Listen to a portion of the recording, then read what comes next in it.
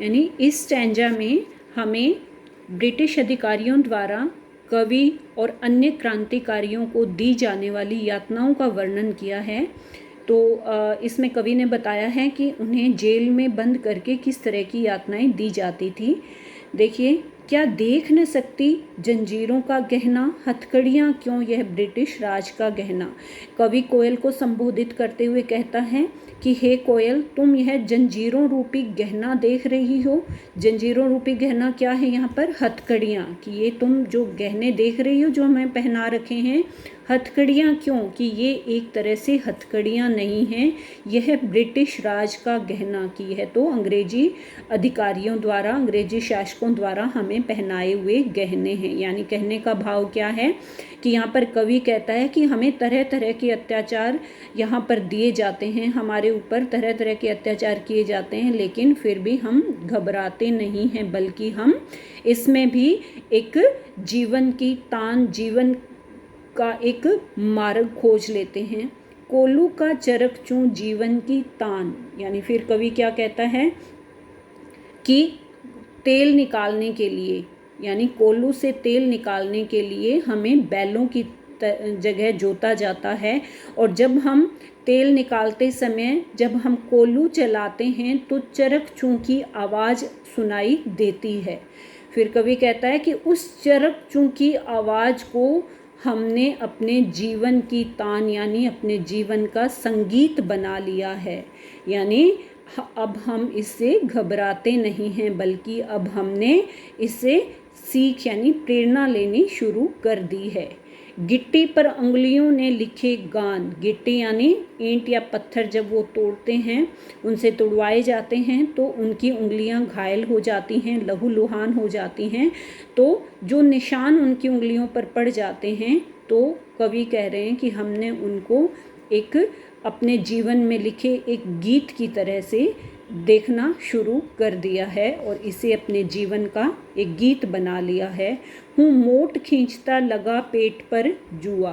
फिर कवि कहता है कि मैं यहाँ पर, यानी मैं कारागार में, मोट खींचना मतलब कि जेल में बैल की तरह छाती पर फीता लगाकर चूना आदि पीसने का काम करवाया जाता है। यानी जानवरों की जगह वहाँ पर भारतीय क्रांतिकारियों को और कवि को बांध दिया जाता था और उनसे वह चूना पिसवाया जाता था। तो कवि क्या कह रहा है कि मोट खींचता लगा पेट पर जुआ। वो कहता है कि मैं जुआ लगाकर मोट खींचता रहता हूँ और मैं उफ तक नहीं करता हूँ। यानी ये जो अंग्रेजी अधिकारी थे, ये क्या चाहते थे कि हम भारतीयों पर इतने अत्याचार करेंगे कि वो हमसे माफ़ी मांगेंगे और हमारे पैर पकड़ेंगे। लेकिन कवि कहता है कि हम इससे भी नहीं घबरा रहे हैं, बल्कि हम इसे भी अपने जीवन के संगीत या तान की तरह ले रहे हैं, जिससे ब्रिटिश अकड़ का कुआं, यानी जिससे अंग्रेजी शासकों का, अंग्रेजी अधिकारियों का जो घमंड है वो चूर चूर होता जा रहा है। खाली करता हूँ मतलब उनका घमंड तोड़ना, कि मैं इस तरह से उनका घमंड तोड़ रहा हूँ। दिन में करुणा क्यों जगे रुलाने वाली, इसलिए रात में गजब ढा रही आली। यानी कवि कहता है कि लगता है कि तुम मुझे और अन्य क्रांतिकारियों को दिन में इस तरह से काम करते हुए देखती हो, तो रात में तुम इसे अपने गीत के माध्यम से सुना रही हो, और इस तरह का गजब, यानी तुम रो रो कर जो हुक रही हो उससे तुम गजब ढा रही हो हे सखी। इस शांत समय में अंधकार को बेध रो रही हो क्यों। कवि कहता है कि कितनी अंधेरी रात है, इसका बेधना मतलब सीना चीरना, कि इस अंधेरी रात का सीना चीर कर तुम क्यों रो रही हो।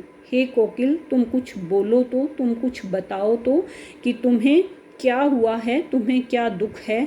चुपचाप मधुर विद्रोह बीज इस भांति बो रही हो क्यों। फिर वो कहते हैं कि तुम इस तरह, तुम हुक कर, तुम इस तरह से जो कूकती हो रात को, तो तुम जो चुपचाप मधुर विद्रोह, यानी तुम्हारी आवाज़ तो बहुत मीठी है, तो तुम अपनी मीठी आवाज़ से तुम विद्रोह के बीज क्यों बो रही हो। यानी तुम्हारी आवाज़ में जो दुख है, जो पीड़ा है, तो वो क्यों है, क्योंकि तुम तो आज़ाद हो, तुम तो कहीं भी घूम सकती हो। कोकिल बोलो तो, कि हे कोयल तुम बताओ तुम ऐसा क्यों कर रही हो।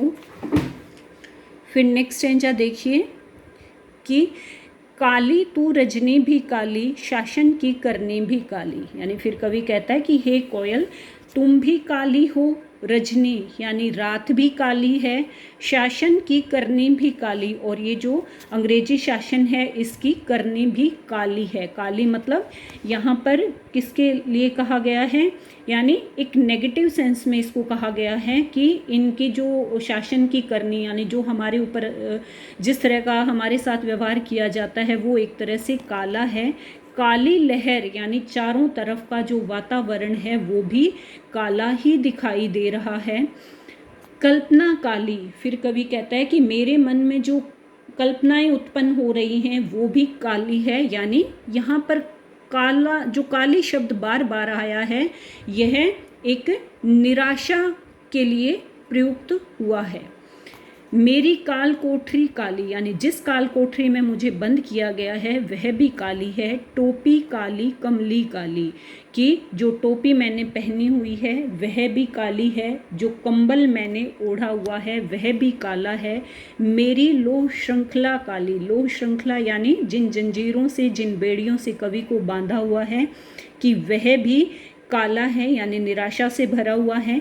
पहरे की हुंकृति की ब्याली, पहरे यानी जो पहरेदार, जो काल कोठरी के आगे, जो जेल के आगे जो पहरेदार हैं उनकी हुंकृति यानी उनकी हुंकार यानी उनकी जो आवाज़ है की ब्याली, ब्याली मतलब सांप की तरह, कि उनकी आवाज़ जो है वो सांप की तरह जहरीली है।